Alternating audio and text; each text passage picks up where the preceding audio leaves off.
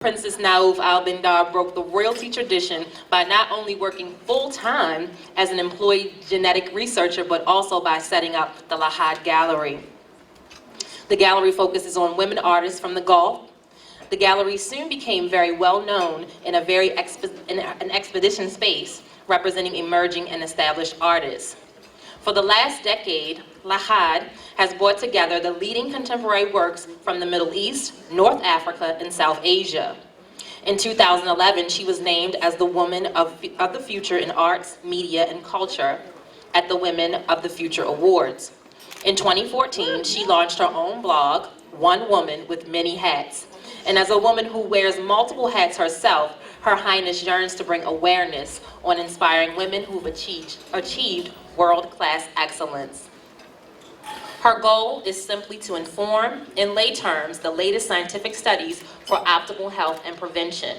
Princess Al-Bindar speaks 5 languages and has been published globally, and she considers herself an unconventional artist as well as a gem collector in her free time. Please stand and join me in welcoming Her Highness Princess Naouf Bindar Al-Saud.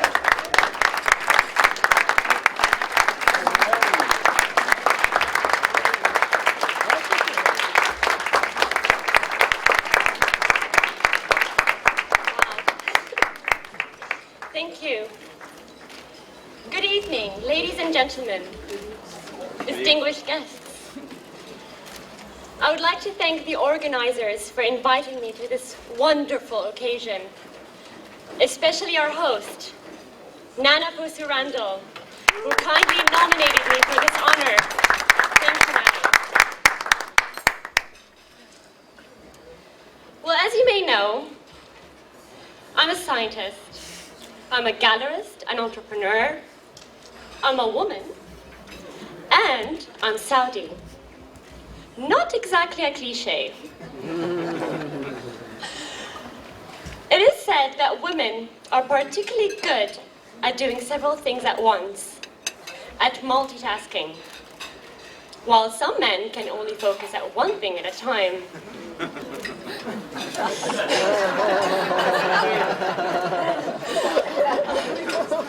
I'm just one of billions of women from all over the world who led remarkable lives and achieved remarkable things. My story is unique only in the sense that every other woman's story is unique. But I hope by telling it tonight, I can inspire others to fulfill all of their potential. I certainly feel that life is too short to do just one thing. So last year, I started a blog for exploring my many interests. And I called it One Woman, Many Hats. Not only because I love hats, but because the many hats I wear symbolize the many roles I play throughout my day. I recently was awarded a PhD in clinical medicine specialized in ectopic fat.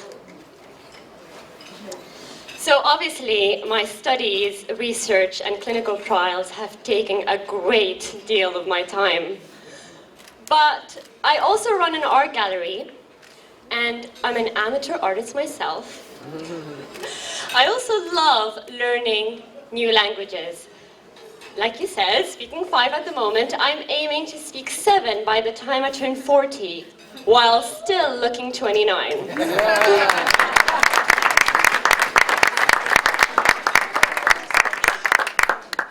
This evening, though, I'll share with you my experience in the art world, one of my most acknowledged hats. In October this year, Lahad Gallery will celebrate its 10-year anniversary in London. But the story of my gallery began in my home country, Saudi Arabia. 10 years ago, I was working as a genetic researcher in the King Faisal Hospital in Riyadh. And as someone who loved culture, loved visiting museums and exhibitions, and loved art, I often met others that shared that same interest. Many of them were keen amateur artists in their own right. Some of them were good enough to be more than amateurs. But there was no outlet for them at the time in Saudi Arabia. And for women in particular, art was not seen as a viable career. Of course, things are very different now. Middle Eastern artists are even quite fashionable. And events like the Dubai Art Fair have put the region in the contemporary art map. But 10 years ago, there was not much of a contemporary art scene to speak of. Except perhaps a male-dominated clique dating from the 1960s and not getting any younger. So I wanted to change that. Now, I really didn't have a well-thought-out business strategy. Nothing like a 5 or 10-year plan. But I believe, like you do, that if you're passionate about something and you put your heart into it, things have a pretty incredible way of falling into place. In the words of Al-Ghazali, what is destined will reach you, even if it be between two mountains. What is not destined will not reach you, even if it be between your two lips. So I put my saving in a gallery and named it Lahad, which in Arabic means a blink of an eye. And what seems like a blink, the gallery just took off. We started by focusing on women artists from Saudi Arabia and the neighboring Gulf countries. But there was not much of an infrastructure for art at the time, so we had to make use of makeshift spaces like open arenas and theaters. But the contemporary art world now is a big business, and I'm a bit nervous. Don't be.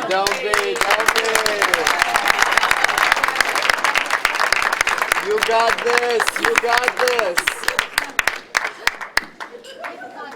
You totally got this. Totally got this.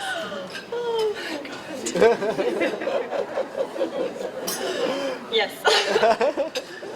It's my first speech, ladies and gentlemen.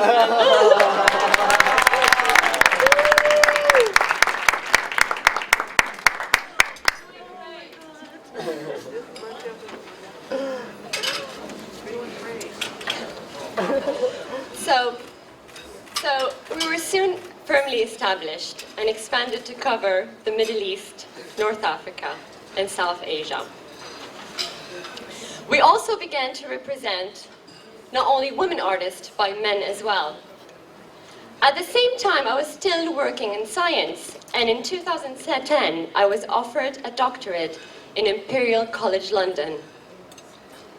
But rather than give up the gallery, I took it with me. Adding a space in London to the one we had in Riyadh. Since then, though, the art world has changed. And technology means that you really don't need a physical space to exhibit art.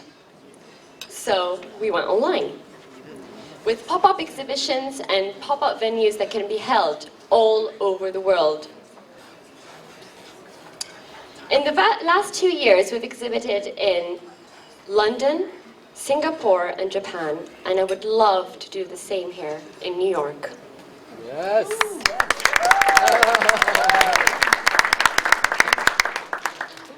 In fact, we have a team that are from all over the world. Some of them haven't even met one another, but we all have the same goals, the same vision, and we achieve a lot together.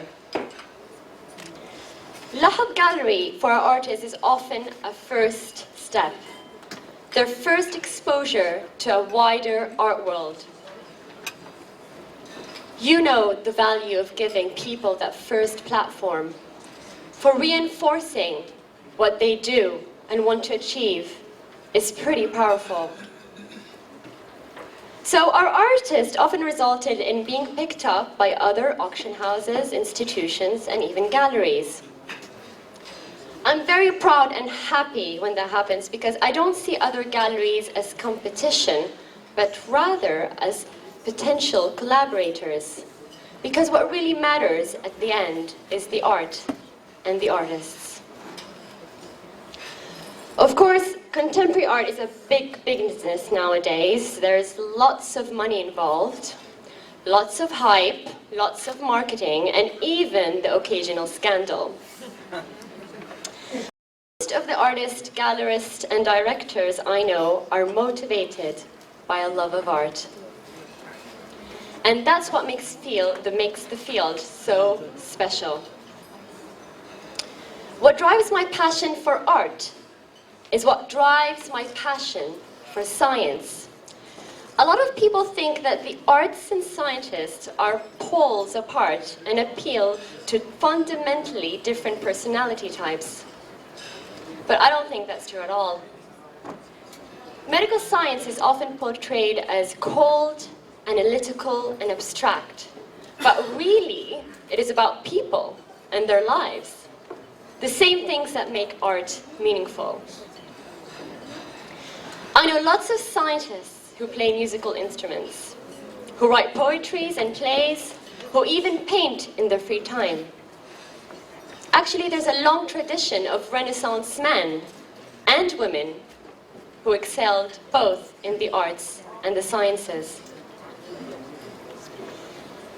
For example, the 11th century polymath, poet, and pioneer of medical science, Ibn Sina, known in the world as Avicenna. He famously said, "I'd prefer a short life with width to a narrow one with length." You can say he's a rare man with many hats. Art and medicine are both vocations people go into out of love, rarely for financial gains. And they also both require a lot of studying and training before someone can truly master them. In many parts of the world, young people don't have the opportunities to explore their passion in these or other areas. And that's why the Millennium Development Goals are so important, because they mean equal opportunities for men and women. I was very lucky to pursue both of my passions in my life, even throughout struggles and cultural challenges. And I hope that my work will inspire others to fulfill their potential. Our journey has just begun.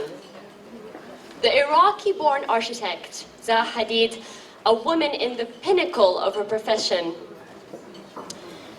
has said, "I will never give myself the luxury of thinking I've made it." That's a pretty good rule to keep to.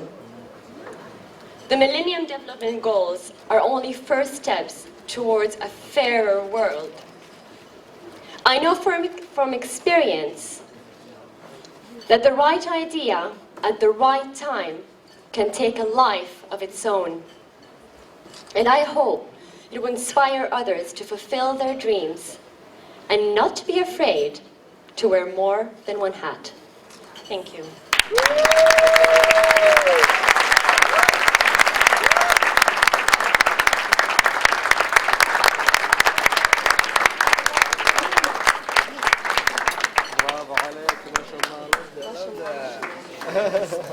Someone called me in the middle of the thing.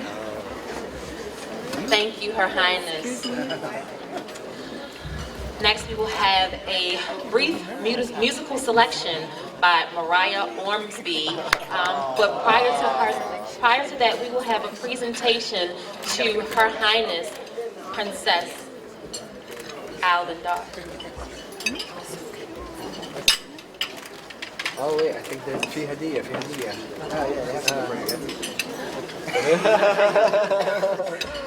Okay, let's go. Wait.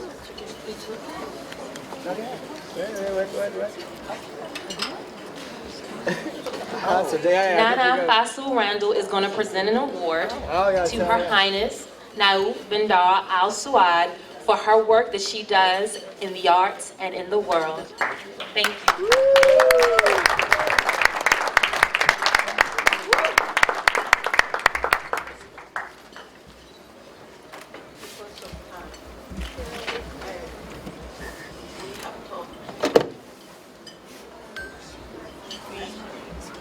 have talked for a long time behind that.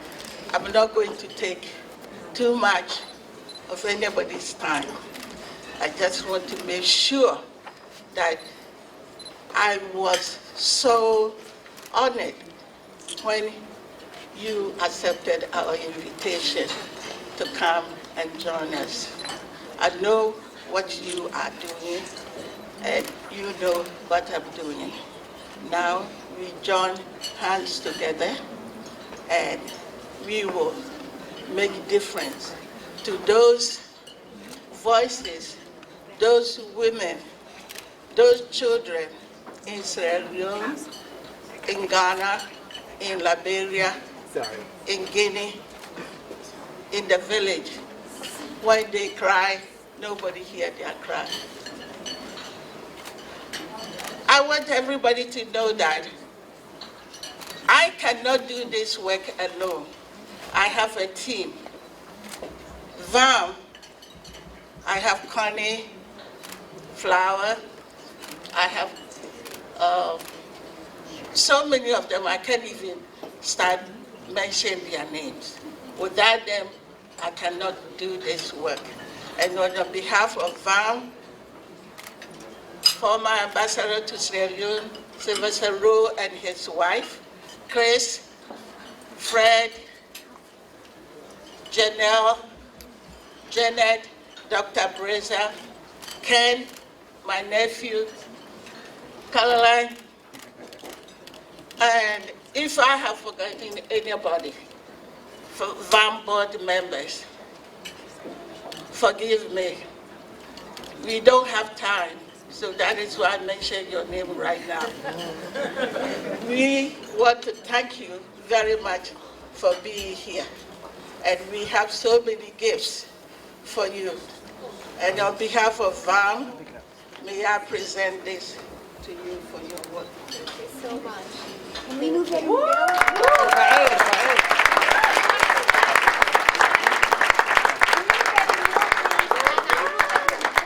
Just for the picture, quickly. over here? Thank you very much. Okay. People, okay, everybody look. Okay, right here, please. Okay, got it. Picture, yeah. Right Can here, everyone please. do a round of applause? Right here, to your left, right here. Thank you. We have Pastor Boy here, who is our supporter and a board member. We need people to help us do this work in Africa. This is from, I can see you have to read. This is a certificate of special congressional recognition presented to Her Highness Princess Naouf Bindar Al Saud in recognition of her outstanding and invaluable service to the community, presented this day in June 2017.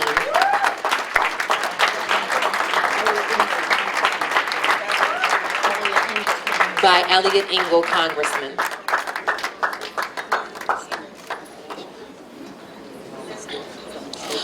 Additionally, we have a presentation from the Senate of the State of New York, a proclamation in recognition of Her Highness Princess Naouf Bindar Al Saud.